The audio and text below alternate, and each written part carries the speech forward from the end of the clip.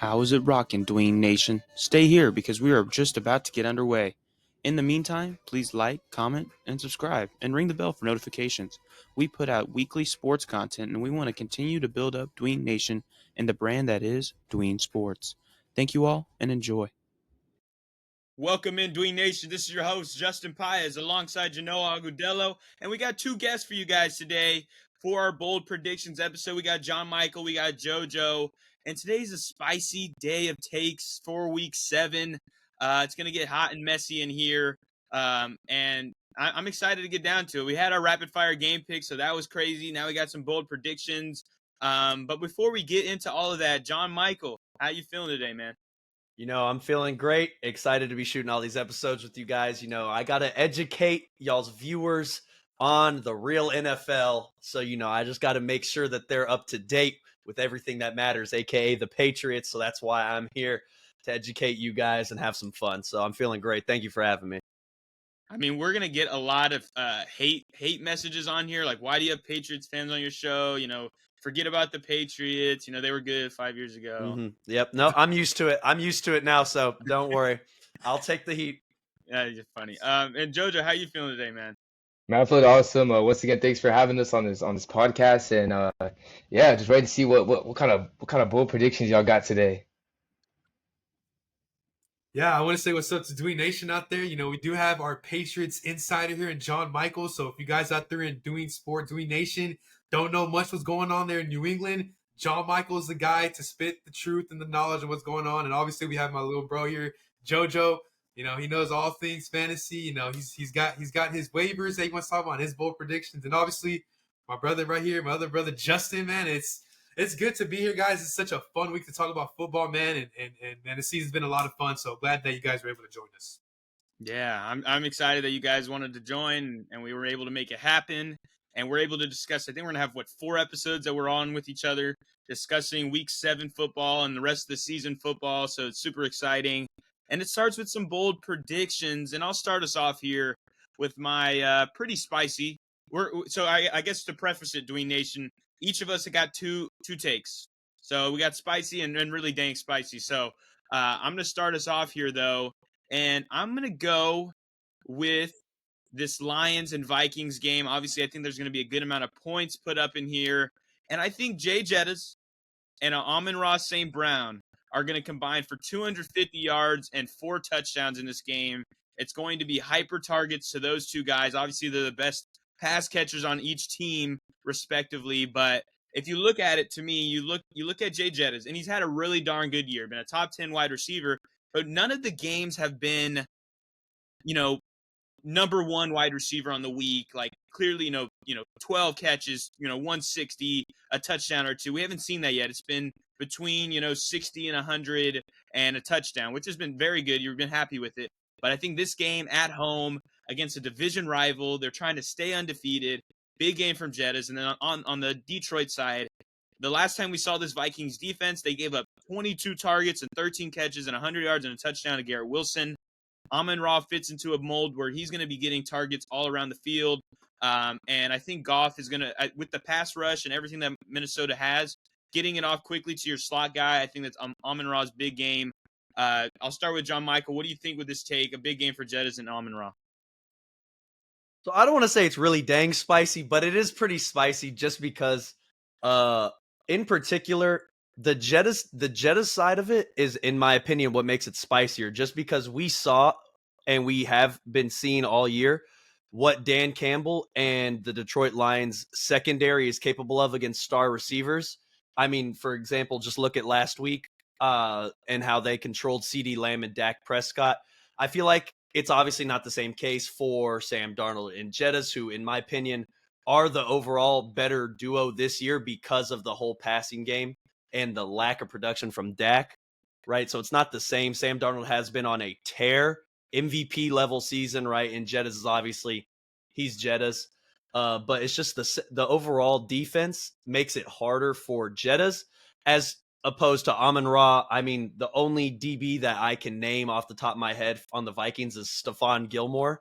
And that's literally because of he was a Patriot. That's why I know he's there. But it's Amon-Ra. I could easily see him having 100 plus and 2 touchdowns. Jettas, it'll be harder, but I think it's a spicy take, and I can actually see it happening because, like you said, it'll be a shootout. Yeah, what do you think, JoJo?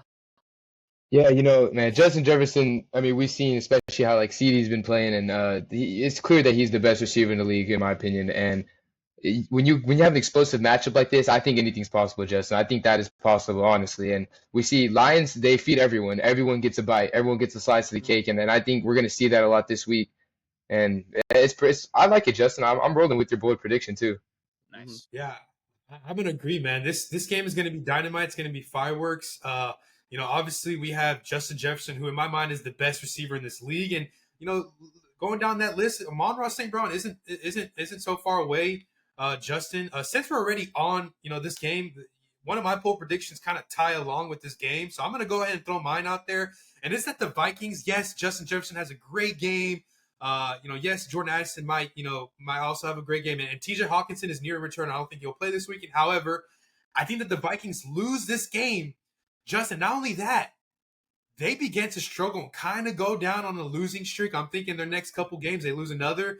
And one thing that in 2016 the Minnesota Vikings also had a 5-0 start. They were led by not Sam Darnold but Sam Bradford. I don't know if you guys remember Sam Bradford.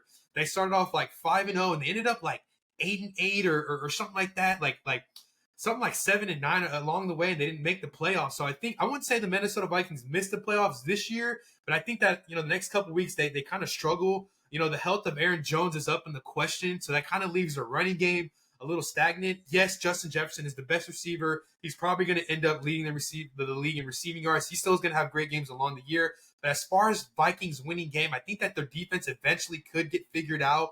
And my bold prediction is that the Vikings lose this game this week, and then they begin to struggle throughout the season. And we haven't questioned, like, do they win the division? They do play Green Bay one more time. After this weekend, they do play Detroit again. They have to play Chicago twice, who's also a tough defense. So I'm thinking that after this week, Vikings begin to kind of fall down the power rankings, and Justin, they begin to struggle. That's interesting. So I got a positive take, and you got to squash it right in front of me. Vikings are not gonna be good at it. Okay. I think that's interesting. Obviously, you bring up a good example. We've seen it in the past. The only rebuttal I could probably have to that is that I think the head coach then was Mike Zimmer, and I kind of believe in Kevin O'Connell more. But I think it's very fair to point out it's been a Cinderella story of sorts. So we'll see if they turn back into a pumpkin. What do you think, John Michael? I don't know what the Minnesota Vikings schedule is like the next couple weeks off the top of my head. I have to look at this, like, because there's just no way that they start they play the Lions, then the Rams, then the Colts. I mean, come on, what you think they're gonna lose to the Colts and the Jags? I don't know. Like, that might be a really dang spicy take. I don't know. That's just me. Like, I could very well see them losing this game. Maybe, just maybe. If they lose this game, they lose a little bit of momentum. They play the Rams in Los Angeles next week. Maybe the Rams pull an upset because they'll have Cooper Kupp back for sure, and even maybe Puka by that time, right? So maybe they pull off the upset. But as for their next 3 games after next week are the Colts, Jags, and Titans. I mean, like, if that doesn't sound like a cakewalk, I don't know what I must not have had that kind of cake, because that just sounds like my dream schedule right there. What do you think, JoJo? Vikings in trouble?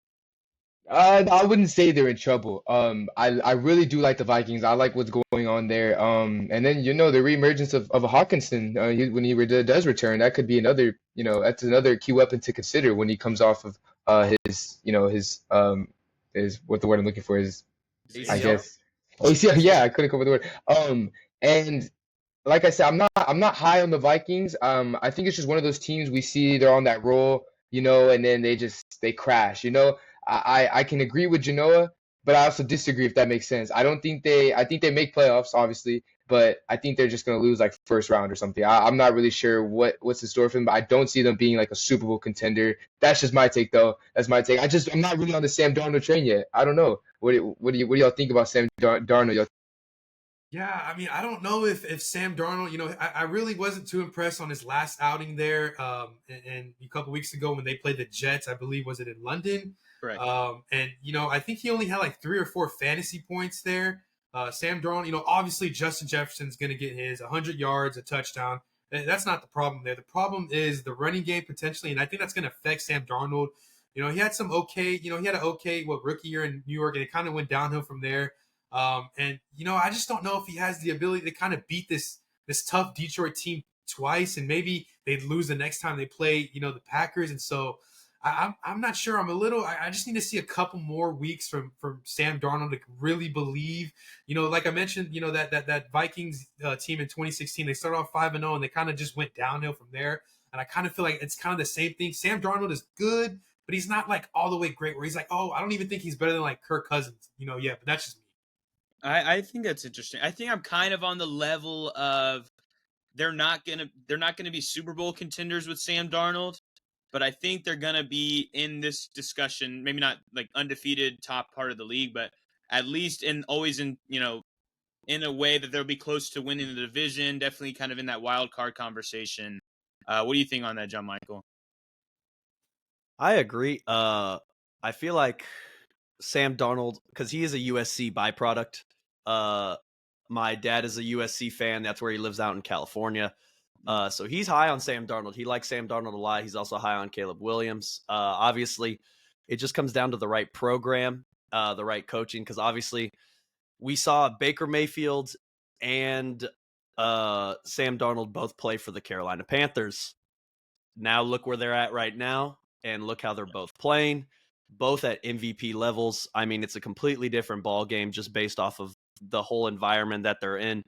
And don't get me wrong, the exact position that Sam Darnold is in, I feel like that is like almost every quarterback's dream in the NFL, to have Jordan Addison, Justin Jefferson, TJ Hawkinson's a star tight end who's returning from injury.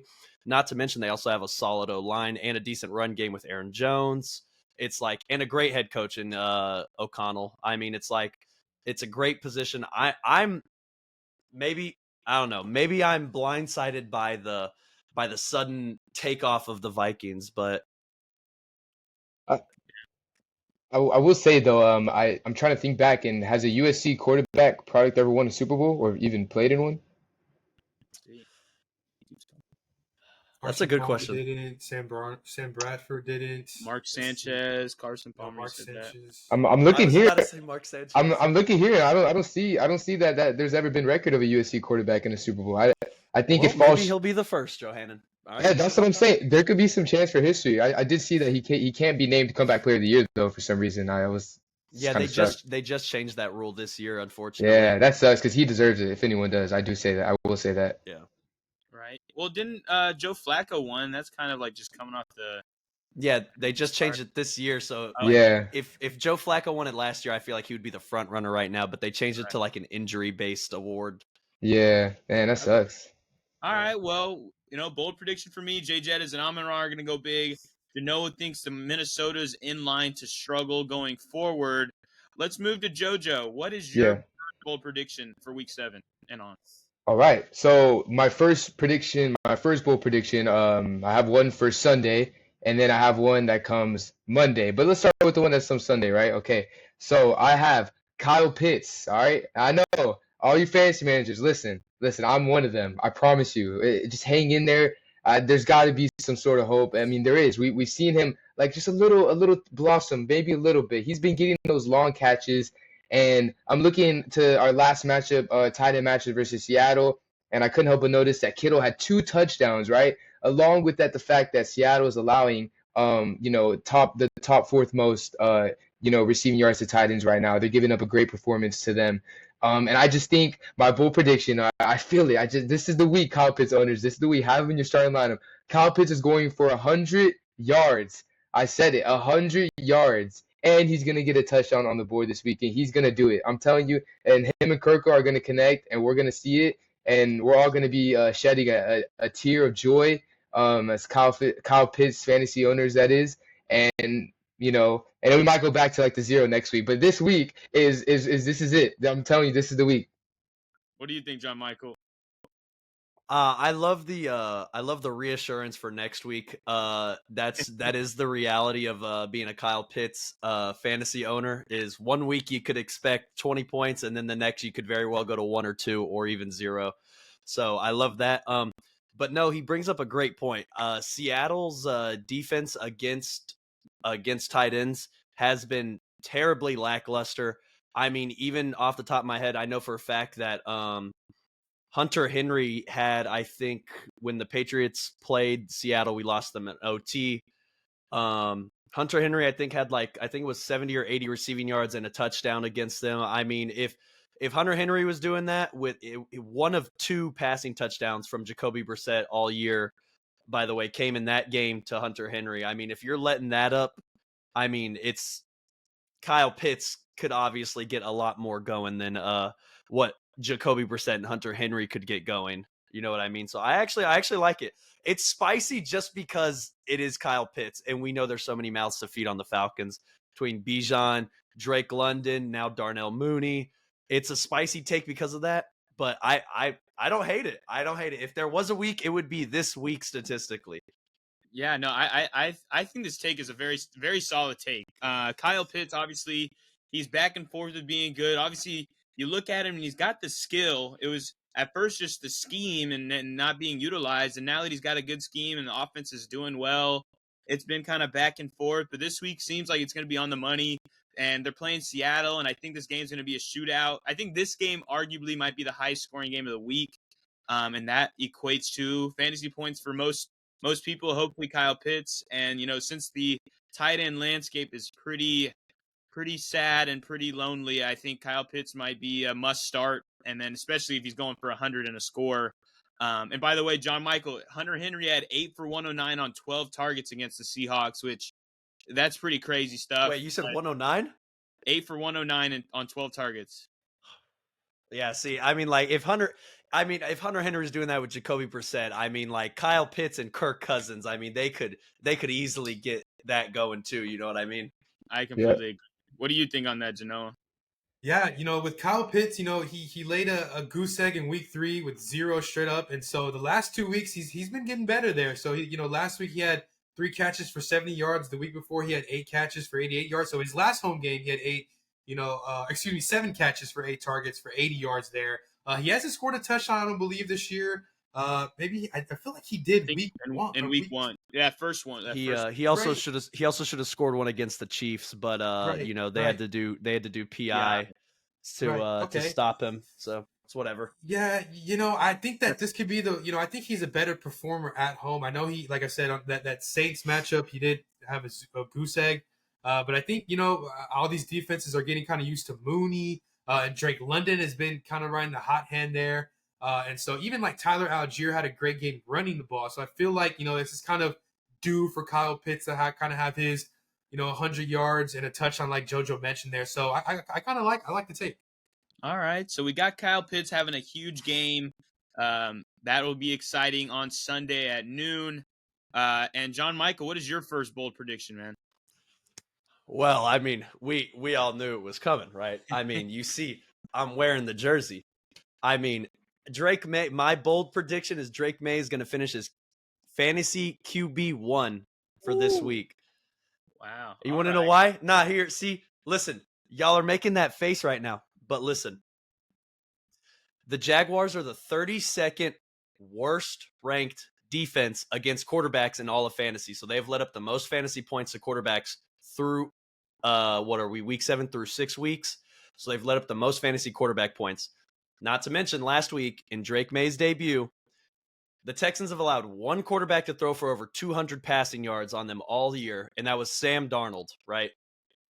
Every other quarterback has been held below 200 passing yards. Even Josh Allen, I think y'all held him to, what was it, 130, 150, something like that? Yeah, only 9 completions.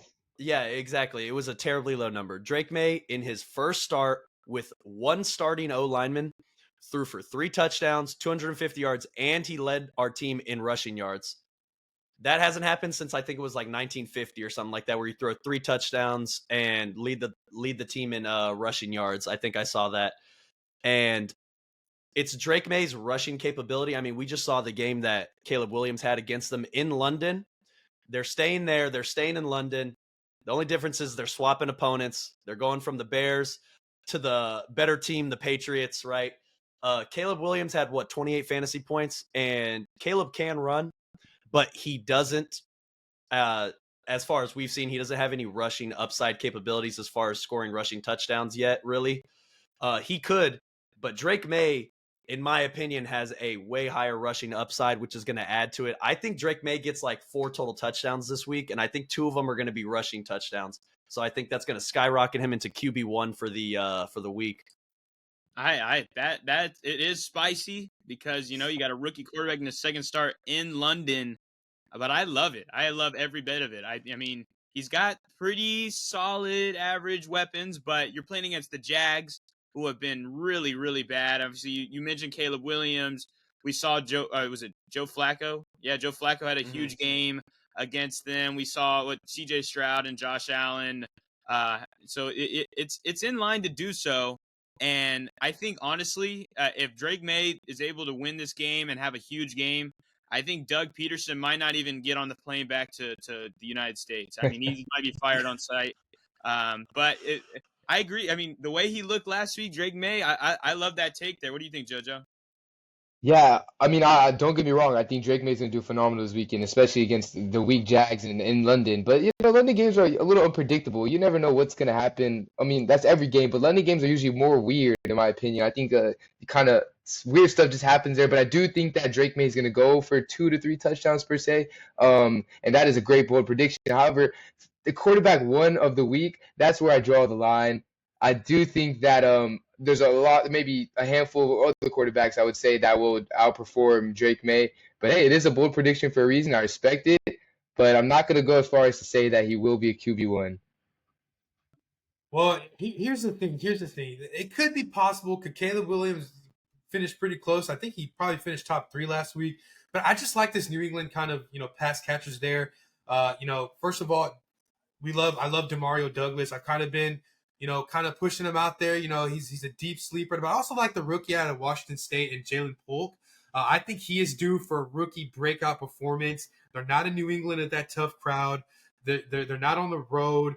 And I like Hunter Henry. Justin, I don't know if you remember this, but like earlier in midsummer, I kind of said that Hunter Henry is one of my sleepers that people should draft around the 11th, 12th round. And we got some feedback, and people are like, "Whoa, I don't know about all that." And here we go. I think with the monstrosity is with tight ends this year. We don't have the Andrews and Travis Kelce performing at a high level all the way yet. I know Sam Laporta kind of came back last week, scoring his first touchdown of the year. But Hunter Henry is putting his name in the discussion as far as fantasy tight ends. He is a top 6 to 7 fantasy tight end there, and I think that's a guy that's going to be able to score maybe a touchdown or 2 this week. In London there. And I just like Drake May's rushing ability. He shows some poise there, rushing the ball. And he had this touchdown last week before the half. It was deep. And I think it was to a guy named Kayshon Boutte. And I'm LSU, really yes, sir. Yeah, I'm really impressed with these pass catchers. And with Gerard Mayo, they won week 1. I think he's going to be, really coaching his team to victory. They've lost 5 straight, so I like Drake May's ability to kind of finish in a top 5 finish. I don't think 1, but hey, it's bold prediction. I like John Michael going out for his Patriots. He is still fighting in there, hoping they can turn their season around.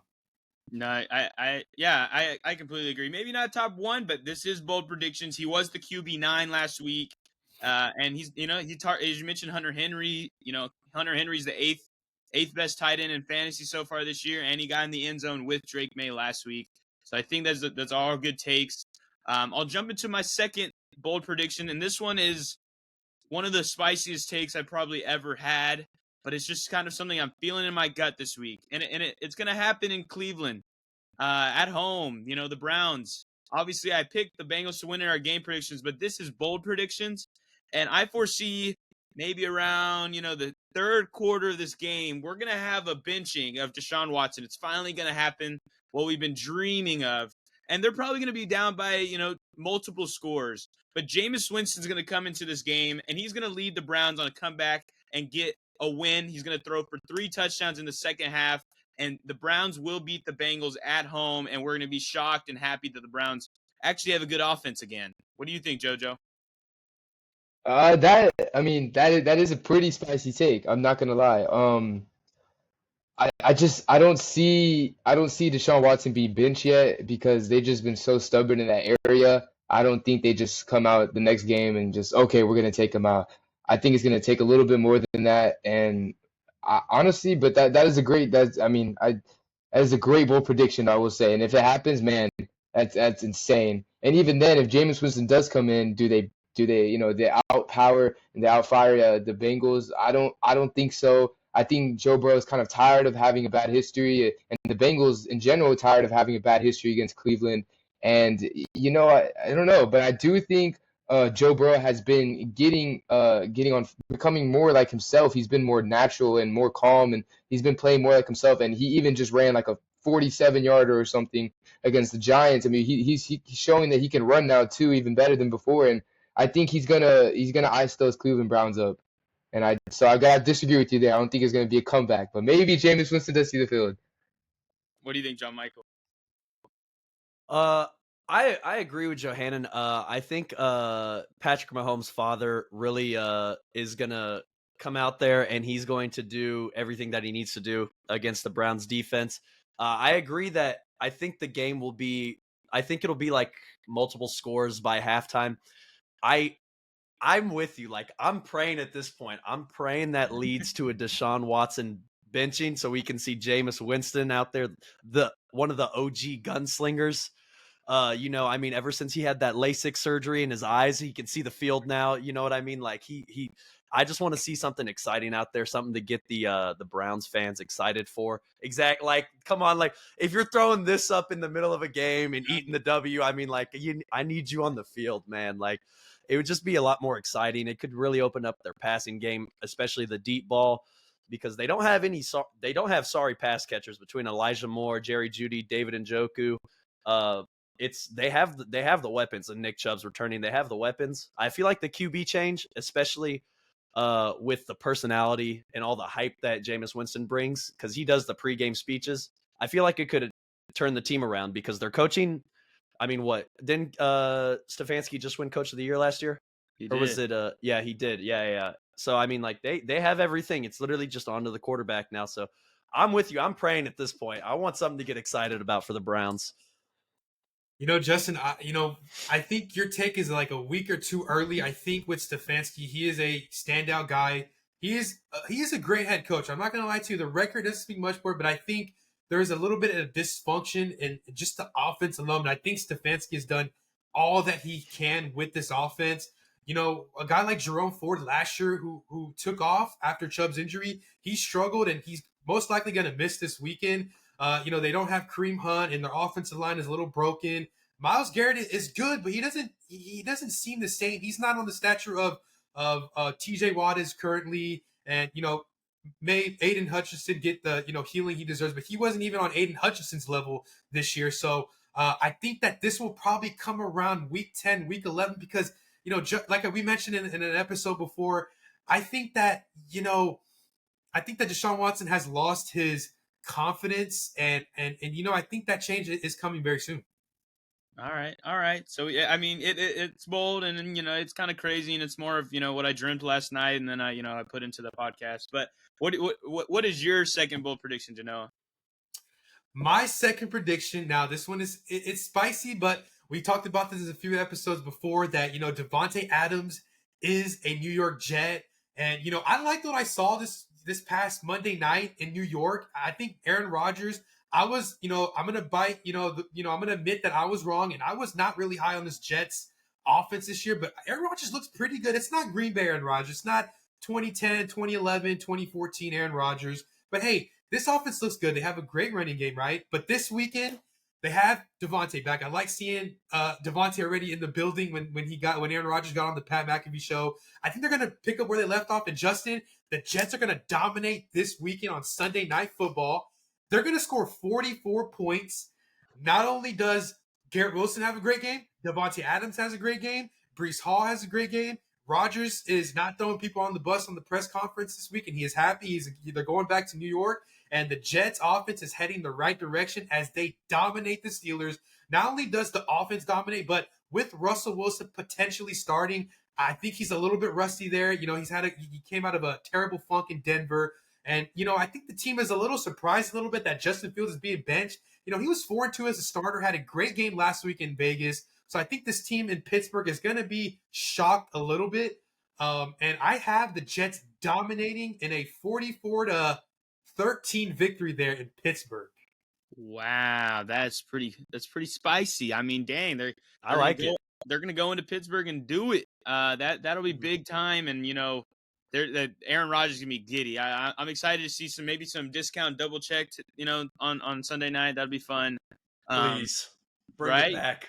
What do you think on all of it, John Michael? I love it. I'm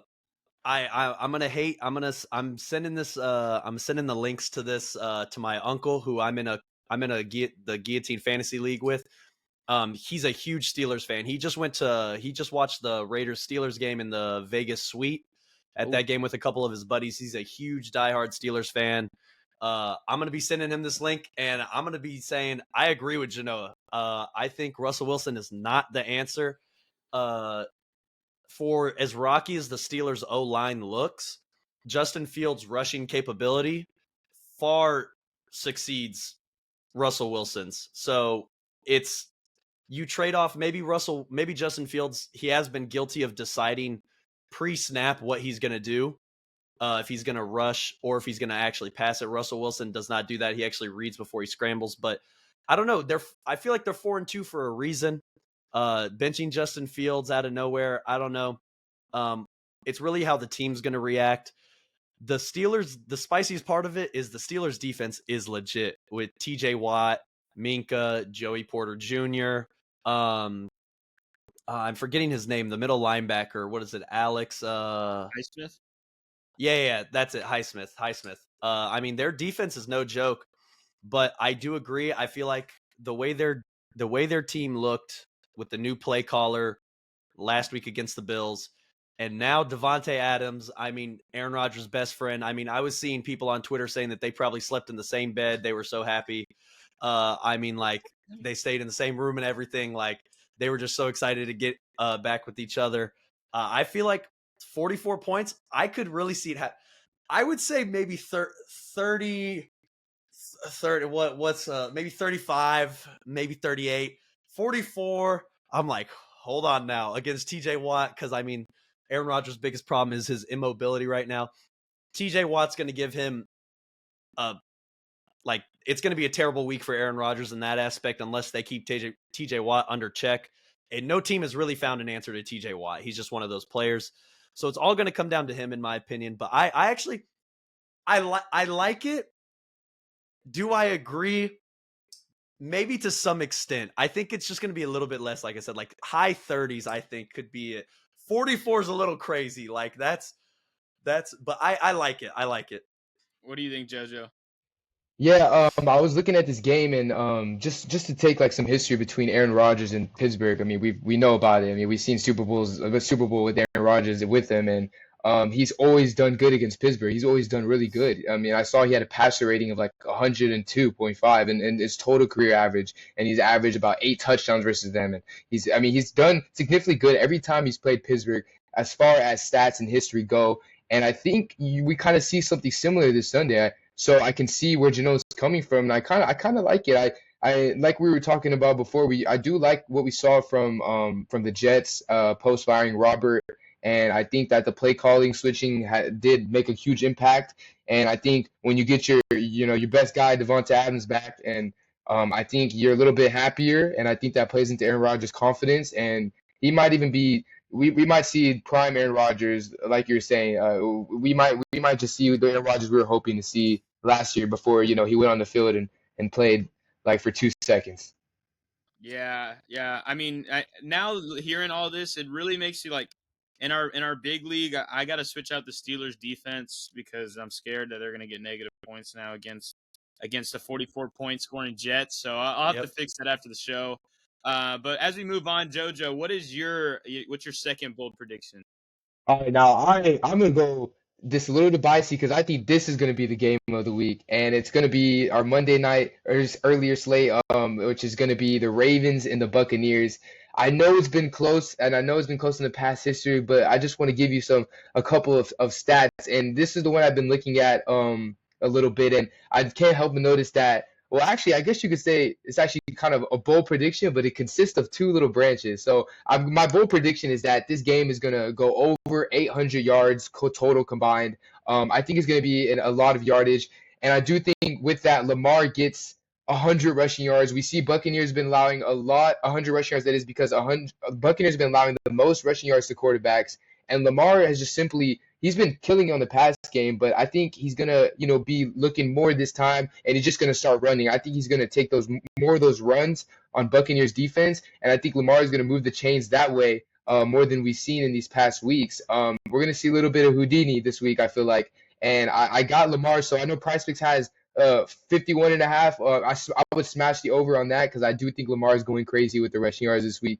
And then my other one branches, I know it's more than a one bold prediction, but I couldn't help but mention Baker Mayfield because he's the leading touchdown passer right now, touchdown passer that is. Holy, can't talk. And man, the Ravens have they've been awful. I mean, we seen these past 2 weeks. Jaden Daniels was, he was tearing them apart even at a slow game. And then we saw before that Joe Burrow killed them. And I think our touchdown leading passer Baker Mayfield is going to go for 4 touchdowns this week, and it's just going to contribute to our total of 800 over yards. I think this game's going to be a shootout. I think this is going to be the game of the week. So that's my kind of bold prediction area. I know it's a lot, but I just think there's so much to look at in this game. What do you think, Janelle? Yeah, I've been consistent with this take the past couple weeks that Lamar Jackson, yes, he's the reigning MVP from last year, but he is the current number one leader in MVP. Obviously, having Derrick Henry, one of the best running backs we've seen in this generation, if not all time, Justin, in a top 5 list. That helps. But Lamar Jackson has played the best football I have ever seen out of his first 2 MVPs. And you know what, Justin? If the season were ended today, Lamar Jackson is the MVP of this league. No doubt. Maybe my guy CJ Stroud, my beloved CJ Stroud, a part of my beloved Texans, is second. And you know what, Justin? Not too far away is a guy that I honestly despise, a Sooner, and Baker Mayfield, who, yes, I think he sucks, but he's having a great year this year. And I can't lie, with my football knowledge, I have to tell it like it is. Baker Mayfield is a top 5 candidate for MVP. You can make the argument for that. Tampa Bay has played phenomenal this year. They had that ugly loss against the Denver in the middle of these couple weeks. But other than that, he's been playing pretty phenomenal there. And this game could definitely go back and forth there. I just like Lamar to steal this, and he's gonna have a great game there to steal this win. Wow. Okay. This is how I look at this game. I think that Baltimore is going to do whatever they want on offense. So the Lamar side I completely get. Now we look at the Buccaneers side, and yes, they have been very good on the offensive end. Last week putting up 51 points, where I think this week's going to differ for them, although at home, is they have struggled mightily against pass rush, and Baltimore is one of the top 5 teams competing in pass rush on the defensive side with Matabuke.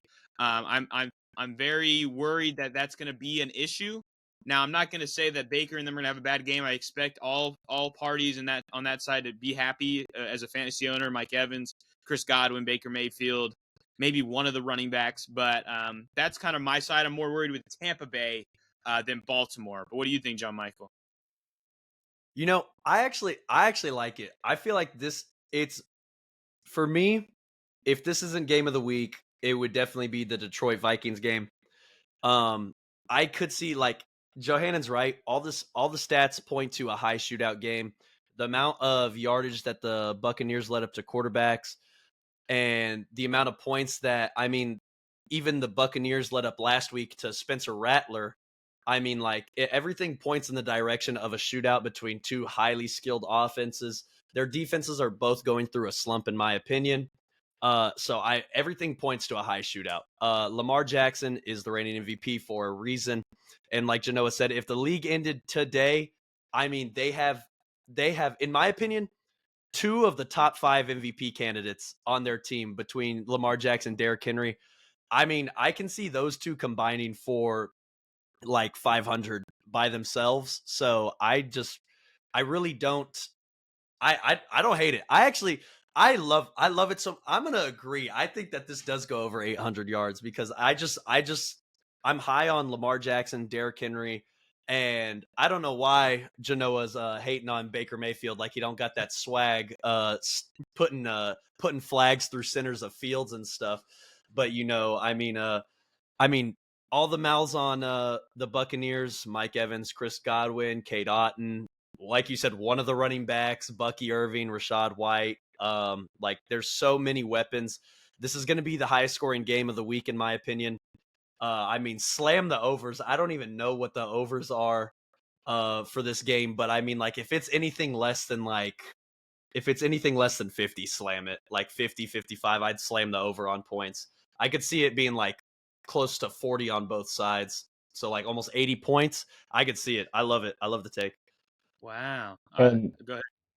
oh, and yeah, sorry, I was gonna say, and I wanted to add a couple of things that slipped my mind, but you mentioned the pass rushing, but also Ravens have been allowing, no team has allowed more than them, and they've allowed 1,800 receiving yards. They've allowed 11 touchdowns in the air already. And then, like I said, Baker Mayfield is the leading touchdown passer right now. And then we have an astonishing fact that Baker Mayfield has completed 71% of his passes, which is a crazy thing to think because, like Genoa said, I'm not a big fan of Baker Mayfield, and I never would have seen him being this dominant in the league. Um, and then yeah, here we are. We're here, and he's considered an MVP. You know, he could be considered an MVP candidate facing a former MVP. I think we're seeing a little bit of foreshadowing here, and I think it's going to be a great game. And as I said before, we have a rushing yards weakness, and then we have a passing yards weakness. And they're gonna be some holes in this game, and it's gonna lead to a lot of scoring, I feel like. I love what you added. I think that's perfect, and I'm excited for Monday night. That should be the game of the night and maybe the game of the week. John Michael, finish us off here with the last bold prediction. All right, my last bold prediction. This one, shout out to you, JoJo. I have a bold prediction between the Kansas City Chiefs and the San Francisco 49ers. I think Patrick Mahomes has his second worst game of his career, only behind the Super Bowl performance against Tom Brady and the Buccaneers. I think that the 49ers finally cracked the code against the Chiefs. I'll do it. Maybe it comes at the cost because that they are literally their number one receivers right now are not Kelsey, obviously, just receivers. Xavier Worthy and Juju Smith-Schuster. I feel some type of way about Juju, so don't get me started on him. But the Kansas City Chiefs roster as of right now, due to injuries, is not what it was once. The last year in particular, the last time that these guys played, we all know how that went down. Their roster was a lot better. They don't have Isaiah Pacheco. They don't have Rashee Rice. All they have really is Xavier Worthy and Travis Kelce, in my opinion, and obviously Patrick Mahomes. But don't even get me started on the penalties caused by the tackles on the Chiefs. Jawan Taylor? That dude, what is it? I think he leads the league in flags this year and penalty yardage. I think he's going to have a terrible night against Nick Bosa, Fred Warner. Obviously, I think that Patrick Mahomes has the second worst game of his career. And I think the 49ers take it by like 3 scores against the Chiefs. Wow. All right, JoJo, what do you think? Your Chiefs are going to go down.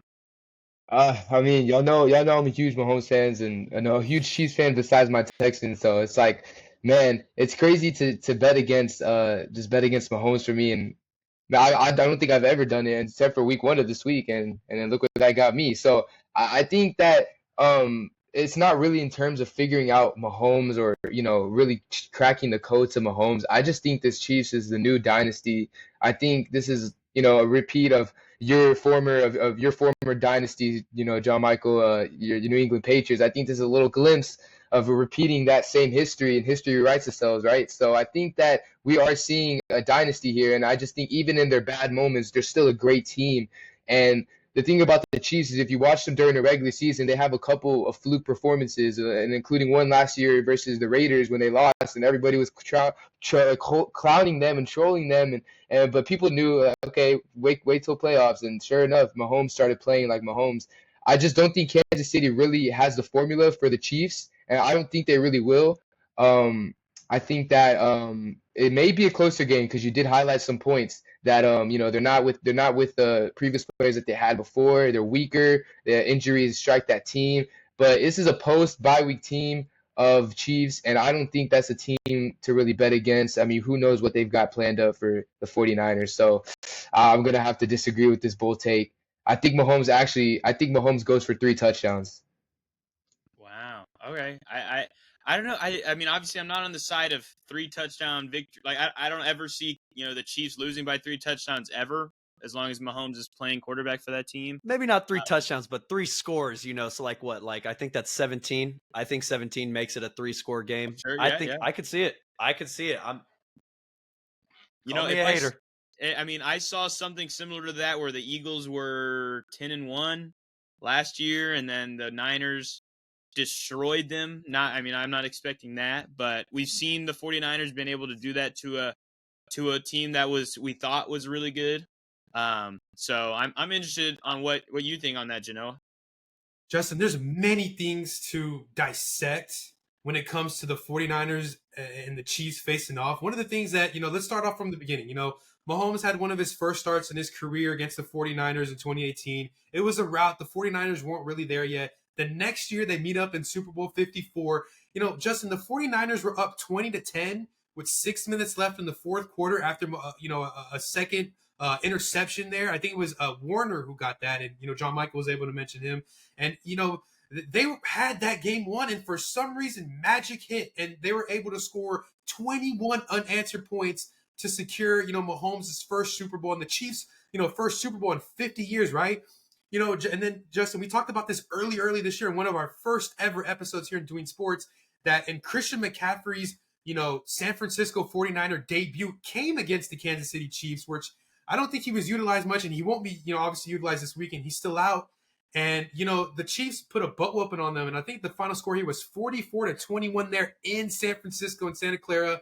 And then, the fourth matchup there happened earlier this year in Vegas. And the 49ers were off to a hot start. They went up 10-0 after, I think it was Juwan Jennings threw a screen to McCaffrey, and McCaffrey scored, and that put them up 10-0. And, Justin, they had that game won.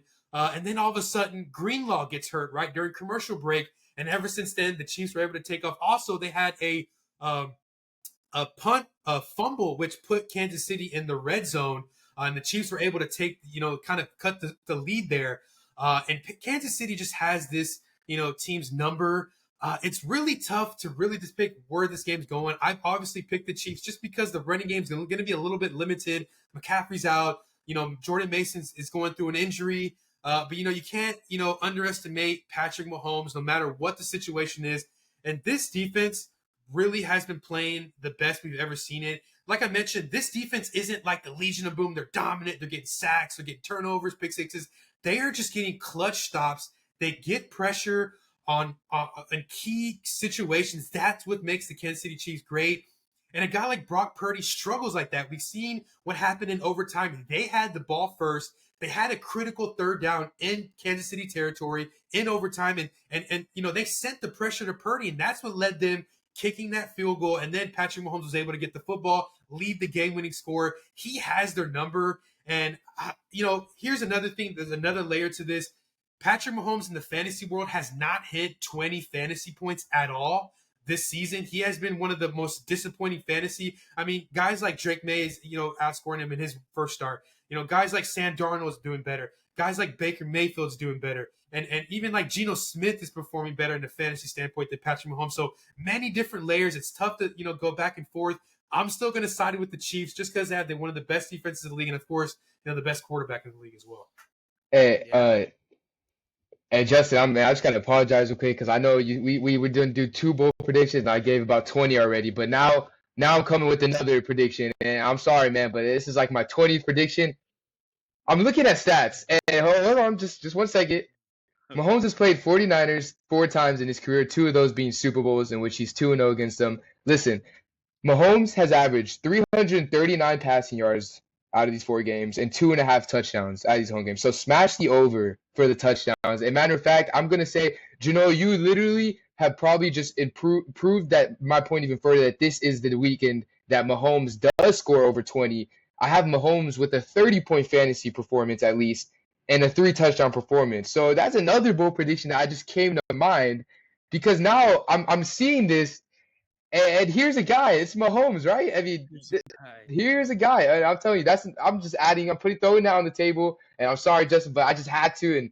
And history might just rewrite itself again. I mean, that is something not to disregard. I think that is important.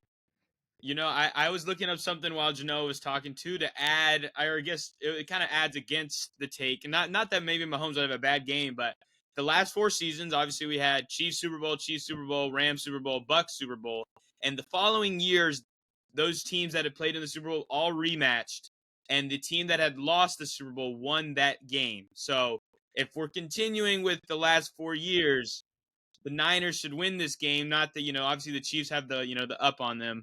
But I think that you know whatever, you know. I like that. I like that a lot, Justin. That's a good one. I'm excited. I guess we're all very excited for this game, the Super Bowl rematch. So that'll be fun. And that is our bold predictions, Tween Nation. We had 2 each, all ranging from oh my gosh to what the hell. So that was exciting to do, guys. And I think we got one more on the way. Starts of the week. And sits of the week, so we'll dive more into the fantasy aspect of things. But JoJo, John Michael, that was fun. Thanks for joining. We got another to go, and Genoa, send us out. Yo, Dewey Nation, this was such a fun episode with our bold predictions here. You know, we are so excited for this week. We're excited for every week. This is such a fun NFL season. And so, JoJo, John Michael, thanks for joining us. Justin, you know, thanks for, you know, having my guys here. And so, great episode, Dewey Nation. We love you guys. Thanks for watching. We'll see you in the next one. And as always, peace. Peace.